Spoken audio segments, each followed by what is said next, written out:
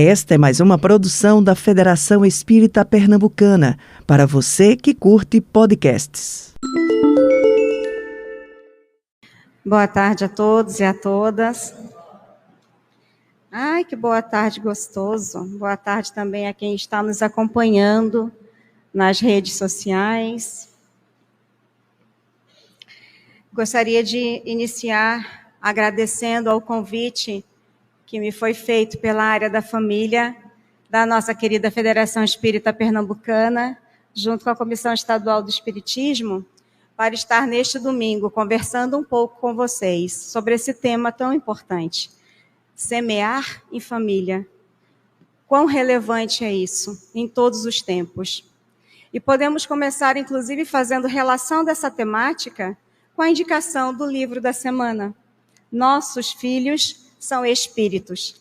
Eu sempre me recordo que a primeira vez que li esse livro, e que lá consta que vossos filhos não são vossos filhos, eu juro que eu fui tomada de surpresa. Como assim? Meus filhos não são meus filhos. Não são, são e não são. São espíritos a nós confiados, isso é o que aprendemos também nesta obra. São espíritos criados como nós, simples e ignorantes, e que Deus nos confia a possibilidade de guiá-los, de encaminhá-los, para que cumpram a tarefa que se dispuseram nessa vida. Então, nossos filhos são espíritos. E esse tema, semeando em família, ele está muito relacionado, né, e tem por base uma parábola, que é a parábola do semeador, que é uma das parábolas que nós encontramos em 3 evangelhos, não só em um, mas em 3. Essa parábola se encontra em Mateus, capítulo 13, versículos 3 a 9, em Marcos, capítulo 4, versículos 3 a 9 também, e ainda em Lucas, capítulo 8, versículos 4 a 8. E aqui é importante contextualizar, mesmo que rapidamente, por que Jesus se comunicava tanto por parábolas. E aí nós encontramos que parábola é um termo que vem do grego, que significa parole, comparar, fazer relação, tentar estabelecer uma conexão. E Jesus, como bom comunicador que sempre foi, e como excelente didata, ele buscava se aproximar de temáticas que tinham relação com a vida das pessoas, para que os seus ensinamentos pudessem ser melhor compreendidos. Daí as parábolas. Então, elas são narrativas que têm por finalidade transmitir verdades indispensáveis para serem compreendidas.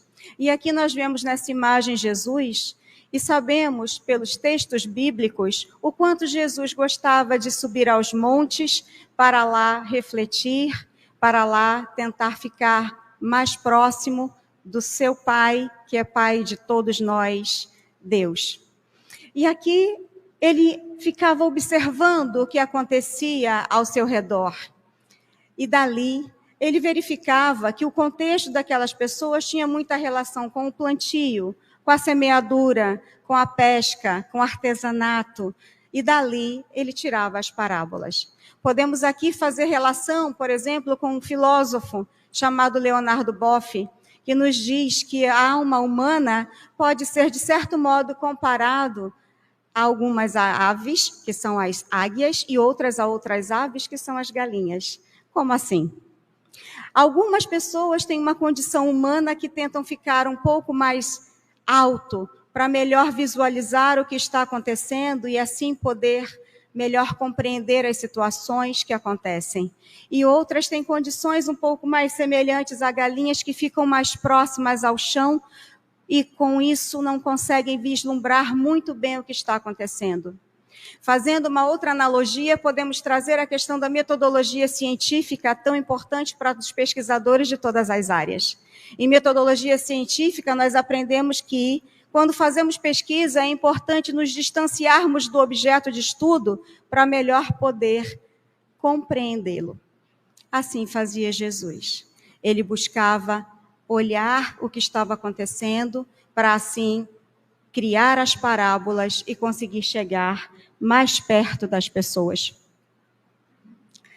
E essas parábolas, elas são verdadeiros convites para despertar em nós o reino de Deus que vive adormecido em cada um, em cada uma. Claro que cada um a seu modo, cada um do seu jeito, mas esse reino de Deus, ele ainda vive adormecido em nós. E aqui nós encontramos, por exemplo, uma parábola que se chama Luz do Mundo, em que encontramos também em 3 evangelhos, em Lucas, em Mateus e Marcos, em que essa luz do mundo é comparada à luz sob o alqueire. O reino de Deus é a luz sob o alqueire, que quando nós a encontramos, ela resplandece em nós e em todas as pessoas que estão perto de nós. Encontramos ainda em Mateus que o reino de Deus é um tesouro oculto e uma pérola preciosa, que precisamos investir esforços para encontrar. Nesse sentido, nós podemos compreender e percebemos que nós estamos em um planeta em transição. Não estamos mais em um mundo primitivo, em que encontramos espíritos ainda muito endurecidos. Estamos em um planeta de provas e expiações, mas já caminhando para um mundo de regeneração, em que o bem será maior que o mal presente aqui. Para muitos espíritos, inclusive, sabemos que a última oportunidade que tem de aqui encarnar para reorientar as suas rotas e continuar encarnando nesse mundo de regeneração. E nós podemos pensar, o que tem ocorrido? Aqui estão faltando algumas imagens que eu tinha colocado, que eu acho que ao transmitir elas saíram. Aqui, antes dessa pergunta, eu trago algumas imagens que não estão aparecendo, mas eu trago, por exemplo, uma imagem de um lar, uma casa rachada. Né? Quantos lares nós encontramos em conflitos, com rachaduras, algumas superficiais, outras mais profundas. Trouxe aqui também uma imagem do Rio Grande do Sul, que ainda se encontra em situação de alarme, e que bom que nossa irmã aqui já fez oração por todo esse povo, que é Brasil como nós. Trouxe também uma imagem que mostra uma criança pequena, bem encolhidinha, para trazer a percepção de que nós vivemos uma crise que traz efeitos psíquicos muito fortes, não só em adultos, mas também em crianças, em jovens, em adolescentes. E nós precisamos estar atentos a isso, porque os sinais são muito claros. E diante dessas imagens que eu trouxe, eu perguntei o que teria ocorrido, o que está acontecendo, por que tanta coisa? E aqui, a parábola do semeador, com certeza, é uma resposta antecipada do Cristo a essa pergunta que nós podemos nos fazer. Por quê? Por que está acontecendo isso? Por que tivemos uma pandemia? Por que enchente? Por que tanta crise psíquica, psicológica? Por quê? E aqui vale, antes de nós entrarmos na parábola, entendermos um pouco do contexto dessa parábola, senão nós não vamos compreendê-la em sua essência. Aqui trago uma imagem de como era a agricultura naquele tempo, em que a agricultura era praticamente de subsistência, em que as famílias plantavam e colhiam juntas. Aqui eu trago duas imagens. Uma em que nós temos uma terra muito bem cuidada, essa imagem da esquerda, uma terra muito bem cuidada, arada, com plantio planejado, em que as sementes são colocadas nessa terra muito bem tratada, consequentemente elas têm mais possibilidade de germinar. É assim que nós fazemos hoje, cuidamos da terra com muita tecnologia. No passado, na época de Jesus, a agricultura não era assim tão desenvolvida. Então, após a colheita, ao mesmo tempo em que se colhia, as pedras eram sendo reviradas, espinhos eram sendo revirados, e naquele contexto de terra revolta e não tratada, outras sementes eram lançadas para ali germinarem. Isso tem importância no que vamos dizer agora.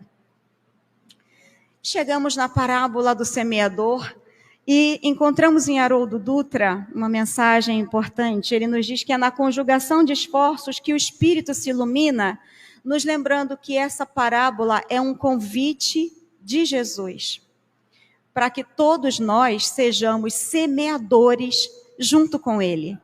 Não adianta termos apenas Jesus como semeador.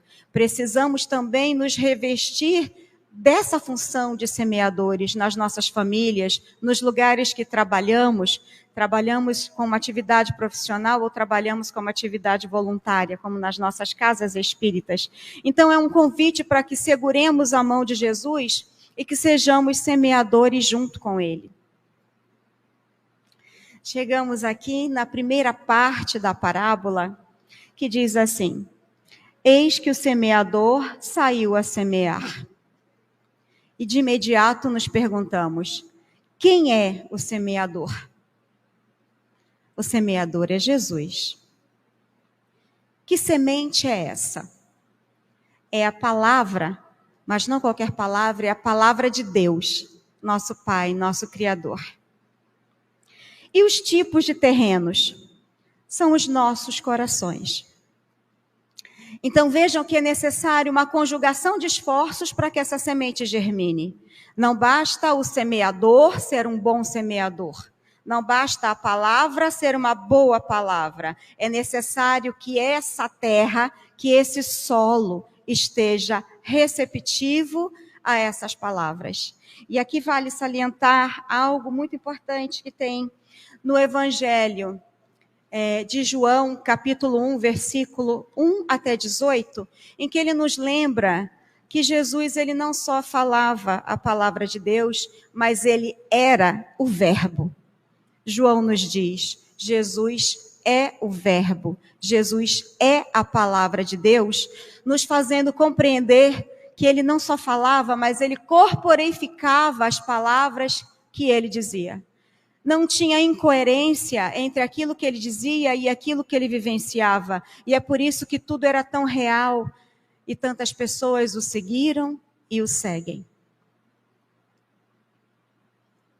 Na primeira parte, nós encontramos ainda uma parte das sementes que foram lançadas ao solo, caiu ao longo do caminho e os pássaros do céu vieram e comeram essas sementes. Porque como a terra, como eu expliquei, ela não era tratada, a semente era lançada e algumas caíam fora. E os pássaros ali comiam essas sementes. E aqui nós podemos refletir, que relação isso tem conosco?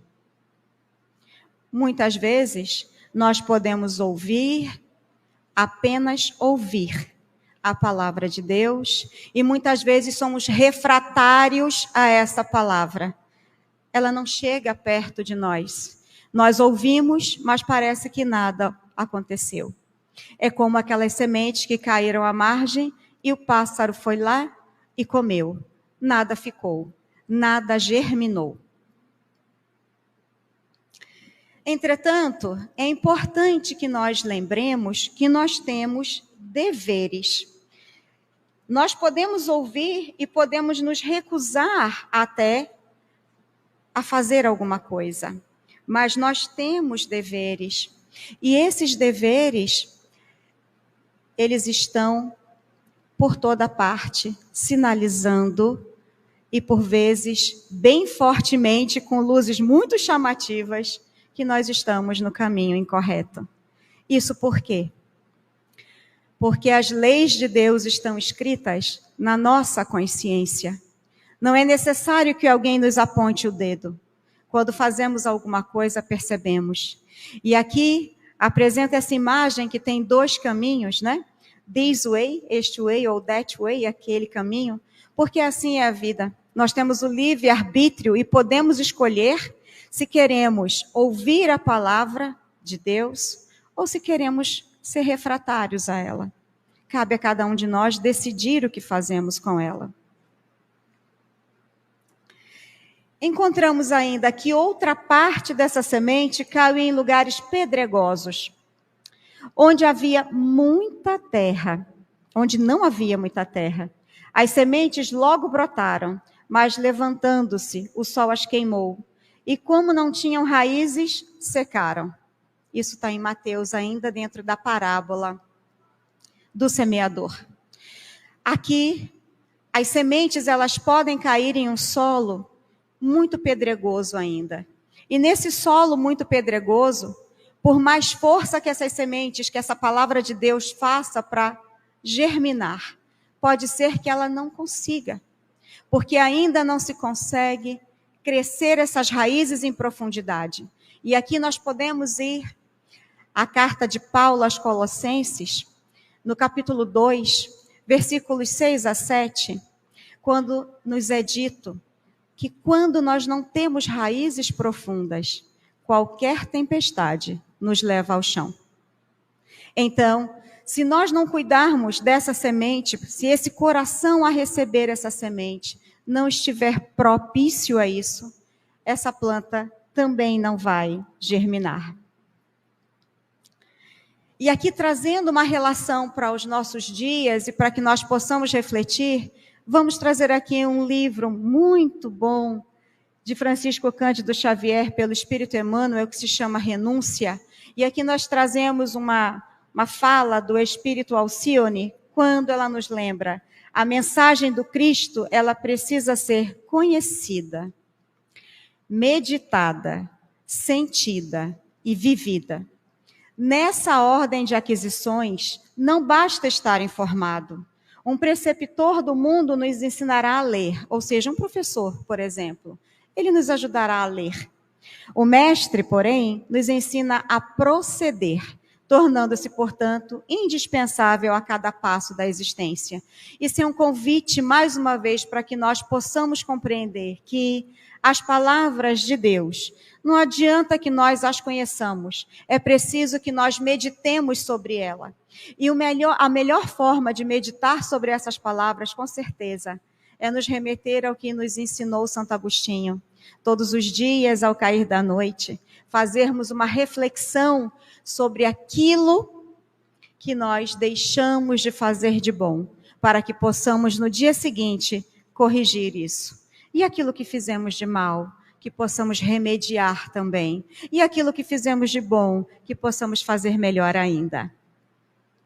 Então, esse é um convite que, inclusive, tem sido utilizado no Evangelho Redivivo, que é algo que tem sido um potencial de educação movimentado pela nossa Federação Espírita Brasileira, o Evangelho Redivivo, que traz por mensagem mais profunda que é necessário conhecer, meditar, sentir e viver o reino de Deus em nós. Não adianta saber, é preciso colocar isso em movimento. Bem, uma outra parte dessas sementes caiu entre espinheiros.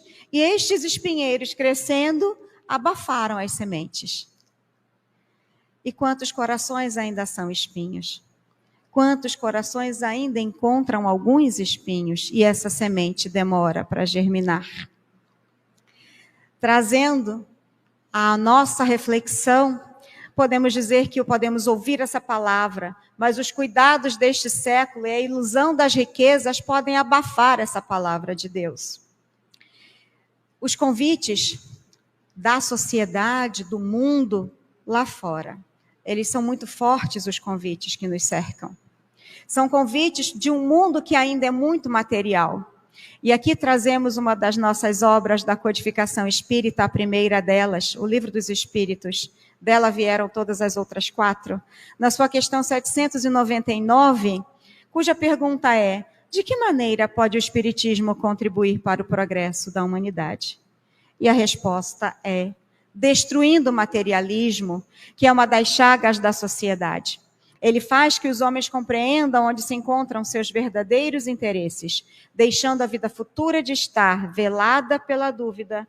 O homem perceberá melhor que, por meio do presente, lhe é dado preparar o seu futuro. Então, lógico que sabemos o quanto é difícil, o quanto as demandas do mundo lá fora são grandes, mas é necessário, se quisermos ouvir essa palavra e quisermos fazer com que essa palavra germine em nossos corações, é importante deixar esse materialismo lá fora, que possamos tentar substituir esse mundo que valoriza tanto o ter para um mundo que valorize também o ser. Em uma outra parte, nós encontramos na parábola do semeador, que outra parte finalmente caiu em terra boa e produziu frutos, dando algumas sementes 100 por 1, ou seja, 100%, outras 60, ou seja, 60%, e outras 30, ou seja, 30%.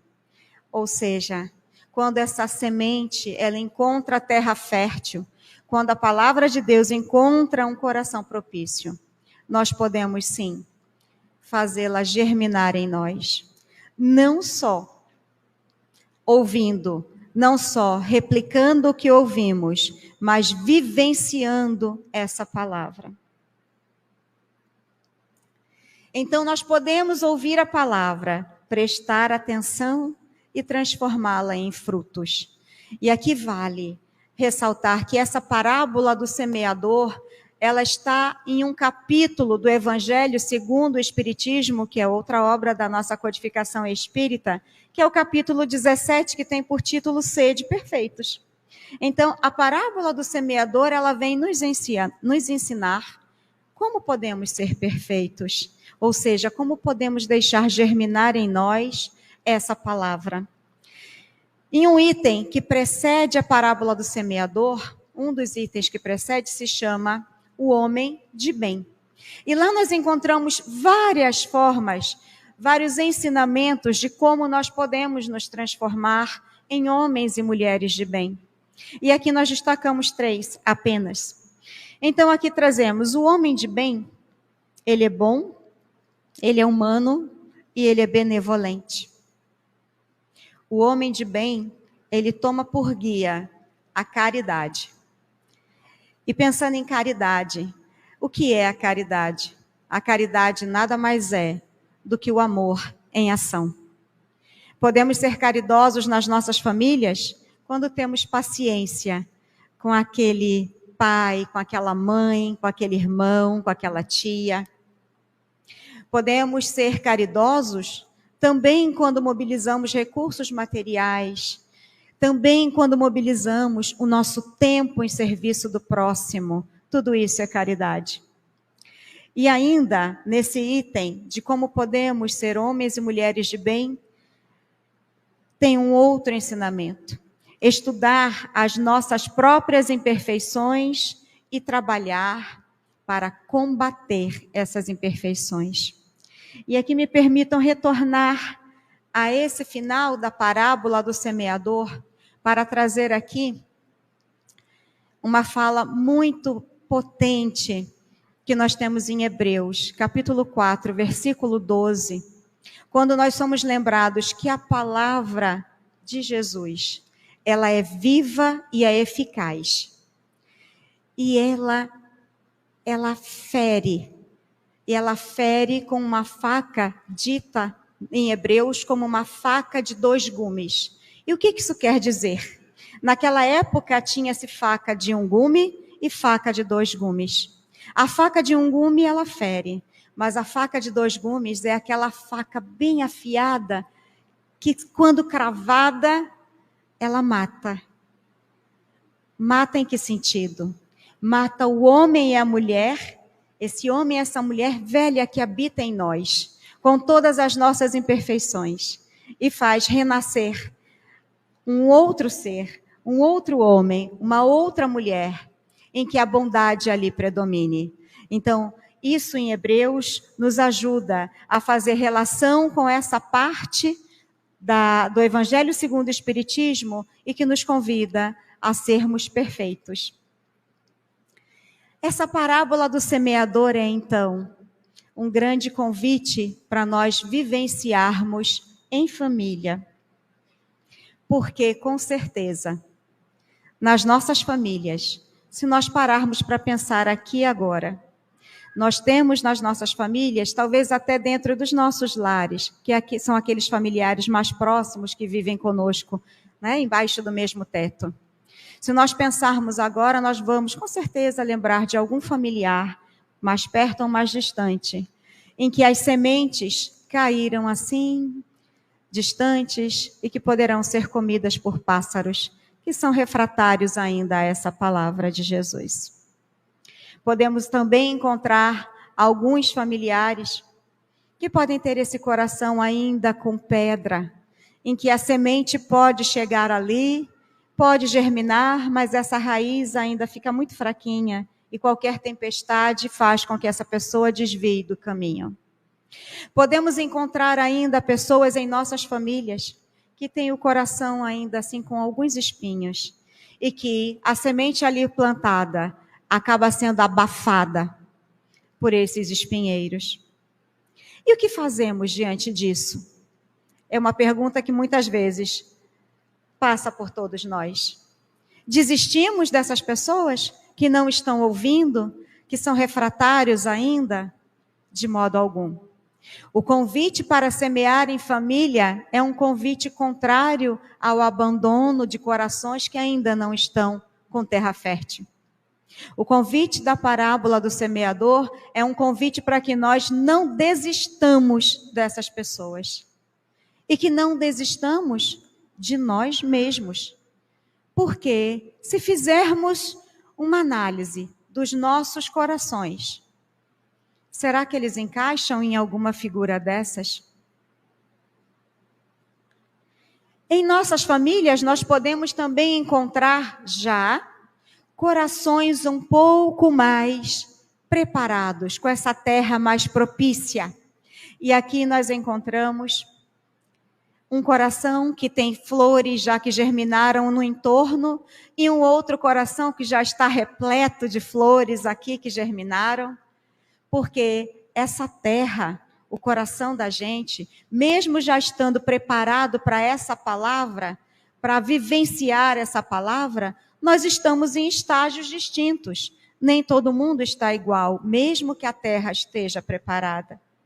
Nós podemos ter em nossas casas, por exemplo, alguns familiares que ainda não são espíritas, que são de outras religiões, mas que fazem a caridade e que ali Jesus está nascendo todos os dias.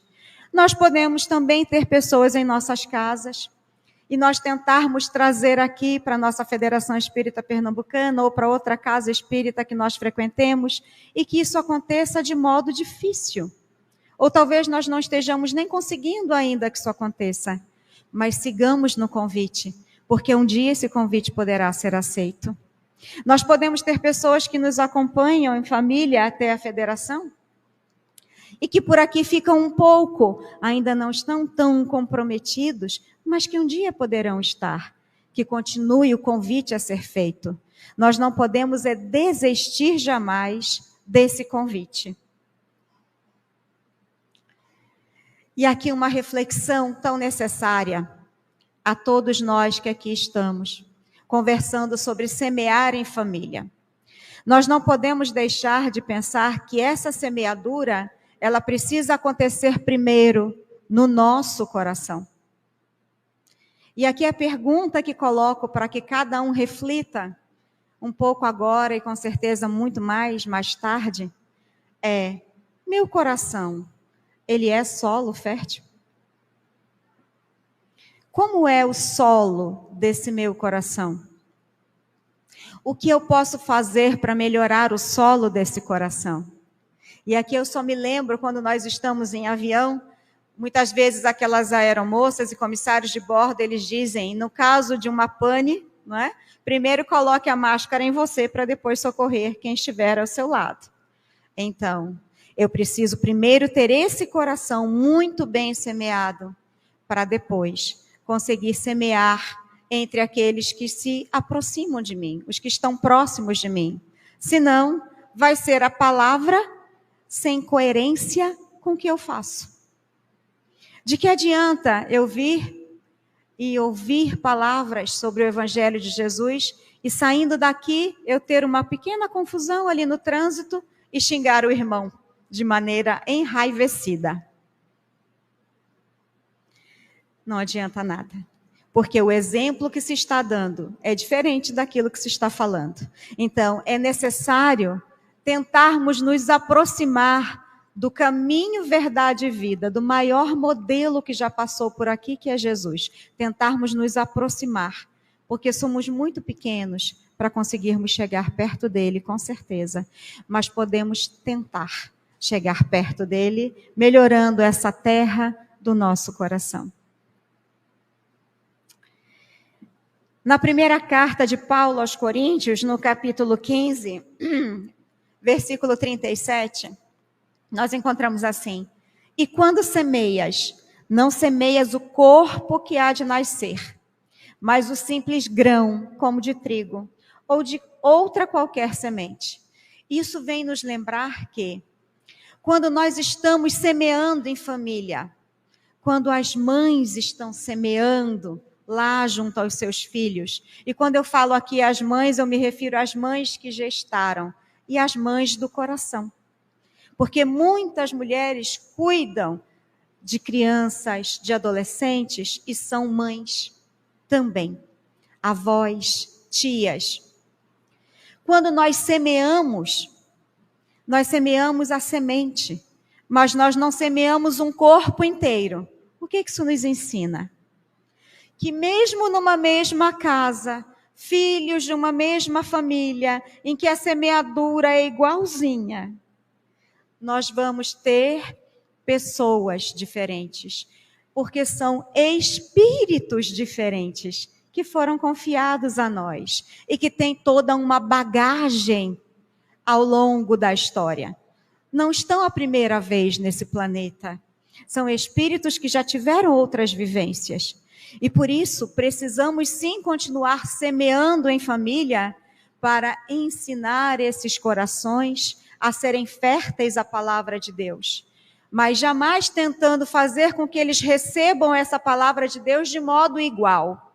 Porque nós semeamos a semente e não o corpo de uma maneira toda igualzinha. E que bom que é assim. Já pensou se fôssemos todos iguais? O que nós não podemos deixar de fazer de forma alguma é deixar de semear em família. Isso é um convite para vivenciar essa semeadura. Independentemente do tipo de família que nós temos, e aqui eu trouxe alguns desenhinhos, né, representando que as famílias elas são muito distintas. Podemos ter uma família de super-heróis, pessoas com superpoderes. Podemos ter aqui uma família muito tecnológica. Aqui eu trouxe os Jetsons e aqui eu entreguei a minha idade, né? Os Jetsons. Podemos ter uma família extremamente tecnológica. Podemos ter uma família um pouco mais conservadora, um pouco mais da idade das pedras, como os Flintstones. Podemos ter até uma família dinossauro. Lembram desse dinossauro do Baby que ele dizia, não é a mamãe. Muito propício para hoje, não é? Porque nós sempre queremos as nossas mães. Bom, independente do tipo de família, é importante que nós encontremos a forma de semear nesta família. Cada família precisa encontrar o seu caminho para que essa semeadura aconteça. Não tem receita de bolo, coloca 2 ovos, 2 xícaras de farinha de trigo e algo mais. Cada família precisa encontrar o seu caminho para que essa semeadura aconteça. Algumas coisas nós aprendemos e aprendemos fortemente aqui. Por exemplo, a fazermos o evangelho no lar. O evangelho no lar, com certeza, é uma forma de promover essa semeadura em família. Momentos tão pequenos que podemos fazer uma vezinha na semana que seja em horário adequado a todos, de forma que tenhamos uma leitura edificante, uma prece, uma discussão breve sobre aquele texto que foi lido. Como isso aproxima a família, como isso faz com que aquele lar seja luz não só naquele lar, mas seja uma luz naquela rua, naquele bairro, naquele país. O evangelho no lar, com certeza, é uma forma de semear em família. E aqui não poderíamos deixar de trazer esse livro de Divaldo Franco, pelo Espírito Joana de Ângeles, que se chama Constelação Familiar. E aqui eu trouxe 2 pedacinhos da página 9. Um que diz assim: a família é a base fundamental sobre a qual se ergue o imenso edifício da sociedade. Então, nós podemos pensar que, se tivermos uma pirâmide, a base é a família e acima dela, nós temos a sociedade. Se nós não tivermos uma família protegida, cuidada, onde nós tenhamos uma boa semeadura, os reflexos disso vão se dar em nível macro na sociedade. Encontramos ainda que toda vez que a família se entibia ou se enfraquece, a sociedade experimenta conflitos, abalada nas suas estruturas, porque a família, como uma unidade menor da sociedade, o que acontece nela em nível micro vai reverberar em nível macro, que é a sociedade. Então, se pensarmos que precisamos modificar a sociedade, precisamos começar no nosso cadinho doméstico, no meu cadinho doméstico, no cadinho doméstico de cada um que aqui se encontra.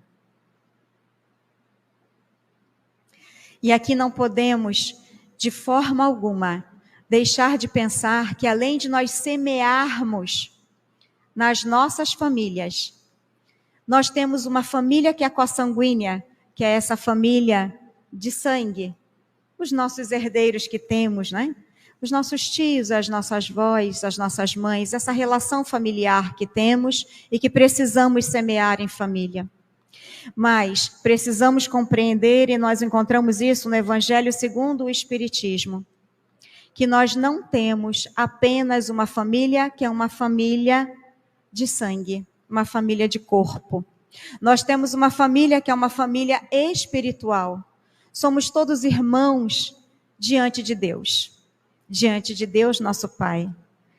Todos irmãos, todas irmãs. Alguns de nós dessa família estão aqui, encarnados nesse momento, nesse planeta Terra. Podemos ter familiares que estão na erraticidade e que velam por nós. Somos uma grande família universal. E nós estamos celebrando os 120 anos dessa grande família chamada Federação Espírita Pernambucana. Uma família em que nós contamos com trabalhadores voluntários, contamos com frequentadores que aqui vêm nessas palestras, né, públicas. Contamos também nessa família com os nossos atendidos, os atendidos tanto da assistência material quanto da assistência espiritual. Somos todos uma família. E nessa família, nós não podemos deixar de reconhecer que precisamos continuar semeando sempre. A área da família mesmo é uma área que muito semeia, ensinando a todos nós, aqui na nossa casa, que a família permeia todas as áreas. A família permeia a área de estudos, a área de assistência e promoção social espírita, a área de atendimento fraterno. A família permeia todas as áreas, transversaliza todas as áreas, porque todos nós temos uma família, todos nós fazemos parte de uma família. E para estarmos aqui precisamos estar bem nas nossas famílias. Isso é um ensinamento maravilhoso. E aqui nós podemos pensar, o que nós vamos fazer nesse dia em que continuamos ainda na comemoração desse Dia das Mães? Nós temos um Dia das Mães que muitas vezes é comercializado, em que as pessoas pensam muito em comprar presentes a essas mães. Ah, que bom que saiu dessa forma de apresentar, e dá para vocês verem essa flor desabrochando, porque naquele modo não dava para ver. Esse Dia das Mães, por vezes, ainda é tão comercializado e que nos convida a comprar os presentes. Nada contra os presentes. Mas o que mais vale para uma mãe, com certeza, é a presença dos seus filhos perto dela. A presença física desses filhos, ou se não é possível a presença desses filhos, uma ligação. Agora tem chamada por vídeo e a gente consegue ver os rostinhos. Não vamos desperdiçar essa oportunidade de, nesse Dia das Mães, fazer referência e reverência às nossas mães, aquelas que nos geraram e que, com certeza, não são perfeitas. Eu sou mãe e, com certeza, eu não sou perfeita. A maioria das mães, nenhum de nós que aqui estamos nesse planeta, não somos perfeitos. Somos convidados a sermos perfeitos, mas estamos muito distantes ainda dessa perfeição. Então, nossas mães não são perfeitas. E nós, como mães, para quem aqui é mãe, que gestou ou que é mãe do coração, também não somos perfeitas. Mas nós podemos reconhecer que essas mães que não são perfeitas são espíritos. As nossas mães e nós como mães, nós somos espíritos, espíritos em evolução. Então, que tenhamos paciência e tolerância com as nossas mães, com as nossas vós, com as nossas tias. E que tenhamos paciência conosco mesmas, porque estamos no caminho. O que é importante é isso, estarmos no caminho, buscando sermos melhores um pouquinho a cada dia. E esse ser melhor um pouquinho a cada dia pode começar parando na porta para dar um beijo no filho e desejar um bom dia de estudo, um bom dia de trabalho. Esse dia, ele pode ser melhor com um cafezinho e aquele bolo quentinho que a gente quer compartilhar. Nós podemos ser mães melhores e nós podemos reconhecer as imperfeições das nossas mães. E mesmo reconhecendo tudo isso, dizer a elas que nós a amamos. E eu acho que todas as mães nesse dia precisam ouvir que são amadas. Basta isso. Ligar para a mãe e dizer: te amo. Te amo. Trago essa flor desabrochando como uma oferta a todas as mães nesse dia especial. Que os corações das mães e os corações de todos em família, que todos os corações sejam terras férteis, para que a palavra de Deus, nosso Pai, possa germinar em cada um de nós. E a mãe de todos nós, não podemos esquecer dela jamais, é Maria, mãe de Jesus, mãe de todos nós, que tantos ensinamentos nos traz. E eu gostaria de finalizar essa nossa fala trazendo um poema de Bittencourt Sampaio, presente na obra Mãe, de Chico Xavier, por espíritos diversos. Esse poema é um poema a Maria, e esse poema diz assim: anjo dos bons, mãe dos pecadores, enquanto ruge o mal, Senhora, enquanto a sombra reina na angústia, abre o teu manto, que consola e agasalha as nossas dores. Nos caminhos do mundo, há treva e pranto. Volve a terra ferida de amargores, o teu olhar misericordioso e santo. Rainha dos anjos, meiga e pura, estende tuas mãos à desventura e ajuda-nos ainda, Mãe piedosa. Conduze-nos às bênçãos do teu porto e salva o mundo em guerra e desconforto, clareando-lhe a noite tormentosa. Muita paz a todos. Você ouviu o podcast da Federação Espírita Pernambucana.